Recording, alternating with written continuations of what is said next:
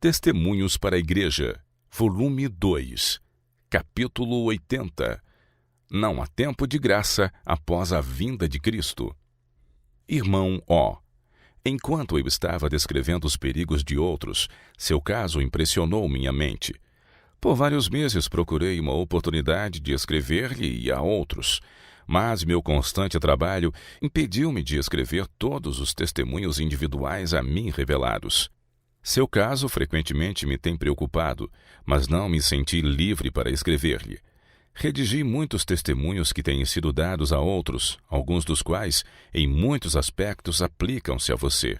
O objetivo da publicação dos testemunhos é que os que não foram por eles apontados individualmente, todavia se acham tão em falta quanto os reprovados, possam ser advertidos através das repreensões feitas a outros. Pensei não ser meu dever dirigir-me a você pessoalmente. Entretanto, quando escrevo testemunhos pessoais aos que estão em perigo de negligenciar seu dever para com a causa de Deus, e assim causar dano, perda da própria alma, não me sinto livre para deixar de mencionar seu caso por escrito. A última visão que me foi dada aconteceu há mais de 2 anos. Fui instruído a destacar alguns princípios gerais, oralmente e por escrito, e ao mesmo tempo especificar os perigos, erros e pecados de alguns indivíduos, para que todos fossem advertidos, reprovados e aconselhados. Vi que todos devem fazer um exame minucioso de sua consciência para saber se não têm cometido os mesmos erros pelos quais outros foram repreendidos, e se as advertências feitas a outros não se aplicam também ao seu caso. Em caso afirmativo, devem sentir que esses conselhos e repreensões foram dados também a eles, e fazer deles uma aplicação tão prática como se tivessem sido dirigidos especialmente a eles. Aqueles que amam naturalmente o mundo e têm sido remissos em seus deveres, podem ver as próprias faltas apontadas nos casos de outras pessoas que foram repreendidas. Deus intenta provar a fé de todos os que alegam ser seguidores de Cristo. Ele provará a sinceridade das orações de todos aqueles que dizem ser seu sincero desejo conhecer o próprio dever. Ele tornará claro o dever de cada um, dando a todos uma oportunidade de desenvolver o que está dentro do coração. O conflito entre o eu e a graça de Deus será severo. O eu lutará pela supremacia e se oporá à obra de levar a vida e os pensamentos, a vontade e as afeições em sujeição à vontade de Cristo. Renúncia e cruz situam-se ao longo da estrada para a vida eterna, e por causa disso poucos há que a encontram. Mateus 7,14. Deus está provando o caráter de todos, está testando o amor deles por sua causa e pela proclamação da verdade que eles afirmam considerar de inestimável valor. O esquadrinhador de corações está julgando pelos frutos que produz quem é verdadeiramente seguidor de Cristo, quem, a exemplo do modelo divino, renunciará às honrarias e tesouros do mundo e aniquilará a si mesmo, preferindo a aprovação divina e a cruz de Cristo, para que possa no final garantir as verdadeiras riquezas, o tesouro acumulado no céu, a recompensa, a glória eterna. Os que na realidade não desejam conhecer a si mesmos, permitirão que as provações e advertências se restringam aos outros e não discernirão que seus casos são abordados os próprios erros e perigos apontados. Motivos terrenos e egoístas cegam a mente e agem sobre o coração para que ele não seja renovado à imagem divina. Aqueles que, apesar de sua natureza perversa, não resistirem à vontade de Deus, não serão deixados em trevas, mas serão renovados em conhecimento e verdadeira santidade e se gloriarão até mesmo na cruz de Cristo. Foi-me mostrado que no devido tempo Deus me porá no coração a responsabilidade de dizer a certos indivíduos, como Natã disse a Davi, Tu és este homem, 2 Samuel 12:7. Muitos parecem crer que os testemunhos são dirigidos a outros, e como Davi, determinam-lhes a sentença, quando deveriam estar examinando minuciosamente o próprio coração, analisando a própria vida e fazendo aplicação prática das severas reprovações e advertências dadas a outros. Irmão O, tem-me sido revelado que suas afeições estão mais sobre os tesouros da terra do que supõe. Você tem estado confuso acerca de suas percepções do dever. E quando o Espírito de Deus age sobre sua mente e quer levá-lo ao que está de acordo com a vontade e reclamos divinos, outras influências que não se harmonizam com a obra de Deus para este tempo impedem-no de atender às sugestões da vontade divina. O resultado é que sua fé não é aperfeiçoada pelas obras. Suas afeições devem ser desviadas dos tesouros terrestres. Às vezes, quando contrariamente a seus desejos e opiniões, os recursos passaram de você para as fileiras do inimigo, ficando assim perdidos para a causa de Deus, o irmão se mostrou muito perplexo e aborrecido. Os talentos de recursos lhe têm sido confiados pelo Mestre a fim de serem usados para sua glória. Você é seu mordomo e deve ser muito cauteloso para não negligenciar o dever. O irmão é naturalmente um homem amante do mundo e estará inclinado a requerer como seus os recursos postos sob seu cuidado. Mas logo mais você ouvirá: presta contas da tua mordomia. Lucas 16, 2. Os filhos de Deus são sábios quando confiam unicamente naquela sabedoria que procede do alto, e não tem outro poder senão aquele que vem de Deus. A separação da amizade e espírito do mundo nos é necessária se quisermos estar unidos ao Senhor e habitar nele. Nossa força e prosperidade consistem em estarmos ligados ao Senhor, escolhidos e aceitos por Ele. Não há comunhão entre luz e trevas. Deus pretende que seu povo lhe seja peculiar, separado do mundo e exemplo vivo de santidade, para que o mundo possa ser iluminado, convencido ou condenado, de acordo com o tratar a luz que lhe é enviada. A verdade que foi trazida à compreensão, a luz que brilhou sobre o coração, julgará e condenará, caso seja negligenciada ou abandonada. Nesta época degenerada, o erro e as trevas são preferidos em lugar da luz e da verdade. As obras de muitos professos seguidores de Cristo não suportarão a prova quando examinadas à luz que agora brilha sobre eles. Por isso, muitos não virão para a luz temendo que suas obras sejam manifestas, porque não foram feitas em Deus. A luz descobre e torna manifesto o mal oculto nas trevas.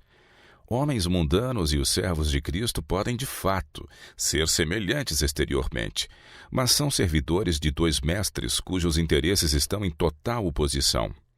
O mundo não compreende ou discerne a diferença, porém há uma imensa distância, uma vasta separação entre eles. Cristo diz: porque não sois do mundo, antes eu vos escolhi do mundo. João 15, 19. Os verdadeiros seguidores de Cristo não podem fruir a amizade do mundo e, ao mesmo tempo, ter sua vida escondida com Cristo. As afeições devem ser desviadas dos tesouros da terra e transferidas para o tesouro celestial. Quão difícil foi para o jovem rico que tinha muitas posses afastar suas afeições desse tesouro mundano, mesmo com a promessa de vida eterna como recompensa. Quando tudo o que temos e somos não é consagrado a Deus, interesses egoístas cerram-nos os olhos à importância da obra e os recursos que Deus requer são retidos. Aquele, porém, que nos concedeu recursos para o progresso de sua causa, retirará sua mão prosperadora e de algum modo espalhará os recursos retidos, ficando assim perdidos para o seu possuidor e para a causa de Deus. Não são preservados para este mundo nem para o vindouro. Deus é roubado e Satanás triunfa. O Senhor deseja que você examine cuidadosamente o próprio coração, irmão Ó, e remova dele o amor ao mundo. Morra para o eu e viva para Deus. Então estará entre aqueles que são a luz do mundo. Foi-me mostrado que você estava acariciando errôneos pontos de vista com respeito ao futuro, os quais lembram a perniciosa opinião da era vindoura. Algumas vezes até partilha essas ideias com outros, mas elas não estão em harmonia com a corporação. Você não está fazendo uma aplicação correta da Escritura. Quando Jesus se levantar no Santíssimo e tirar suas vestes de mediador, vestindo-se dos trajes de vingança em lugar dos trajes sacerdotais, estará concluída a obra em prol dos pecadores. Chegará então um período de tempo em que sairá o decreto: quem é injusto, faça injustiça ainda, e quem é justo, faça justiça ainda, e quem é santo, seja santificado ainda. E eis que cedo venho, e o meu galardão está comigo para dar a cada um segundo a sua obra. Apocalipse 22, 11 e 12. Deus deu sua palavra a fim de que todos a examinem, para que aprendam o caminho da vida. Ninguém precisa errar caso se submeta às condições de salvação estabelecidas na palavra de Deus. O tempo de graça é concedido a todos, para que todos possam formar um caráter para a vida eterna. Uma oportunidade será dada a todos para decidir pela vida ou pela morte. Os homens serão julgados segundo a medida de luz a eles concedida. Ninguém será responsável pelas trevas e erros em que anda, se não lhes foi levada a luz. Eles não pecarão em não aceitar aquilo que não lhes foi apresentado. Todos serão provados antes que Jesus deixe seu lugar no Santíssimo. Findar-se-á o tempo de graça de todos quanto a intercessão pelos pecadores terminar e forem vestidos os trajes de vingança. Muitos há que nutrem a ideia de ser concedido um tempo de graça depois de Jesus deixar sua obra como mediador no lugar santíssimo. Isso é engano de Satanás. Deus testa e prova o mundo pela luz que se compraz em dar-lhe anteriormente à vinda de Cristo. Forma-se então caráter para a vida ou para a morte. Mas o tempo de graça daqueles que escolhem viver uma vida de pecado e negligenciam a grande salvação oferecida termina quando cessar a mediação de Cristo antes de seu aparecimento nas nuvens do céu.